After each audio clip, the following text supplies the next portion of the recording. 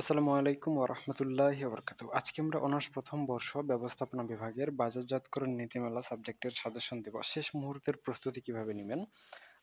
হোয়াটসঅ্যাপে আমার সাথে যোগাযোগ করতে চাইলে এখানে নাম্বার দেওয়া রয়েছে। আর যদি মারুফ 99 ওয়েবসাইট চেক করে দেখেন তাহলে আপনাদের অন্যান্য বইয়ের সাজেশনগুলোও পেয়ে যাবেন। চলুন তাহলে শুরু করা যাক আমাদের আজকের সাজেশন। আজকে আমরা স্টেপ বাই স্টেপ আপনাদের ইনস্ট্রাকশন দেব যে কোন প্রস্তুতিটা কিভাবে নিবেন এই বইয়ের জন্য, বাজারজাতকরণ নীতিমালা বইয়ের জন্য। আপনাদের জন্য প্রথম এবং প্রধান কাজ হবে ক বিভাগের প্রস্তুতি নেওয়া। যারা শুধু পাস করতে চান তারা ব্যতিক্রম সাজেশন থেকে যে 99% প্রশ্নগুলো রয়েছে এগুলো প্রথমেই আপনারা মুখস্থ করে নেবেন। বাই দ্য ওয়ে একটা কথা বলে রাখি, ম্যানেজমেন্ট ডিপার্টমেন্ট ফার্স্ট ইয়ার এবং সেকেন্ড ইয়ারের যতগুলো ম্যাথ সাবজেক্ট রয়েছে সবগুলোই আমরা অনলাইনে স্পেশাল প্রাইভেট ব্যাচের মাধ্যমে প্রাইভেট পড়াচ্ছি। মাত্র 7 দিনে গুছিয়ে প্রস্তুতি নিয়ে পাস করতে পারবেন। এখানে ডিটেলসে বলে দেওয়া আছে কোন কোন সাবজেক্টে যুক্ত হতে পারবেন, সেগুলো এখানে বলে দেওয়া আছে। আপনারা চাইলে যুক্ত হতে পারেন গুছিয়ে প্রস্তুতি নেওয়ার জন্য। আপনাদের জন্য স্টেপ 1 এ হচ্ছে ক বিভাগের প্রশ্নগুলো পড়ে নিবেন ব্যতিক্রম সাজেশন থেকে। পড়ে নিবেন বলতে আমি মুখস্থ করে নিবেন সেটাই বোঝাচ্ছি। 99% প্রশ্নগুলো। আর স্টেপ 2 তে আপনাদের পরবর্তী পদক্ষেপ হচ্ছে 3, 4, 7 মানে 3 চ্যাপ্টার, 4 চ্যাপ্টার আর 7 চ্যাপ্টার মানে তৃতীয় অধ্যায়, চতুর্থ অধ্যায় এবং সপ্তম অধ্যায় পড়ে নিবেন। যাদের টার্গেট শুধুমাত্র পাস করা তারা স্টেপ 1 এবং স্টেপ 2 কভার করলেই যথেষ্ট। ঠিক আছে? স্টেপ 1 এবং স্টেপ 2 কভার করলেই যথেষ্ট। এখন বলতে পারেন স্যার আমার টার্গেট শুধু পাস করা, কিন্তু আমি আরেকটু পড়তে চাচ্ছি। কারণ ৩, ৪, ৭ অধ্যায় পড়া শেষ। ক বিভাগের ব্যতিক্রম সাজেশনের 99% প্রশ্নগুলোও পড়া শেষ। তো আমি কি করব? আপনারা অ্যাটাচড হিসেবে চাইলে এই স্টেপ 3 টা অর্থাৎ প্রথম অধ্যায়টা পড়ে নিতে পারেন, না চাইলে নাও পড়তে পারেন। এটা আপনাদের জন্য অপশনাল। তো যারা শুধু পাস করতে চান তাদের জন্য সাজেশন এতটুকুই। আপনারা এভাবেই প্রস্তুতি নিবেন। আমি যেগুলো আগে বলেছি সেটাই আপনাদের জন্য বেশি গুরুত্বপূর্ণ।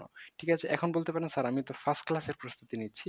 আমার জন্য তাহলে কি করা যায়? তো আপনার জন্য শুধু পাসের টার্গেটের পাশাপাশি আরো অ্যাটাচড কিছু প্রস্তুতি নিতে হবে। যেমন ক বিভাগের প্রশ্ন 99% প্রশ্নগুলো পড়তে হবে।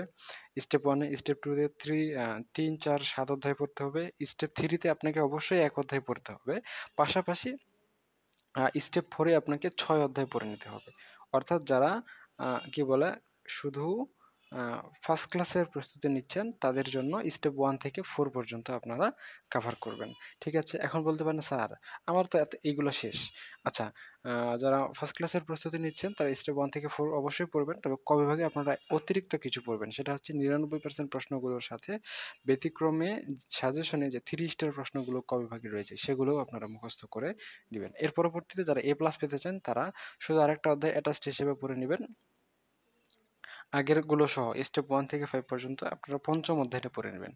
অর্থাৎ যারা এ প্লাস পেতে চান তারা এই সবগুলা স্টেপ ফলো করবেন। যারা ফার্স্ট ক্লাসের প্রস্তুতি নিতে চান তারা হচ্ছে ১ থেকে ৪ স্টেপটা ফলো করবেন। অত ৪ টাও কিন্তু আপনাদের জন্য অপশনাল। চাইলে নাও পড়তে পারেন। তবে ১ থেকে ৩ মাস্ট বি শেষ করতে হবে। আর যারা শুধু পাস করতে চান ১, ২ শেষ করবেন। সময় থাকলে ৩ স্টেপটা শেষ করবেন। এই হচ্ছে আপনাদের জন্য সাজেশন। আপনারা যদি অঙ্ক সাবজেক্টগুলো আমাদের কাছে মাত্র ৭ দিনে গুছিয়ে প্রস্তুতি নিয়ে পাস করতে চান, আমাদের স্পেশাল অনলাইন প্রাইভেট ব্যাচ রয়েছে, চাইলে যুক্ত হতে পারেন। এখানে ডিটেইলসে সবকিছু বলা রয়েছে। আর আপনাদের অন্যান্য বইয়ের সাজেশনগুলোও চাইলে গুগলে maruf99.com লিখে সার্চ করলেই আমাদের ওয়েবসাইট পেয়ে যাবেন। সেখানে সবগুলো বইয়ের সাজেশন পেয়ে যাবেন। তো ঠিক আছে, আজকে এ পর্যন্তই। সকলেই সুস্থ থাকুন, ভালো থাকুন আর আমাদের সাথেই থাকুন। দেখা হচ্ছে আপনাদের সাথে নেক্সট পর্বে। ততক্ষণ পর্যন্ত খোদা হাফেজ।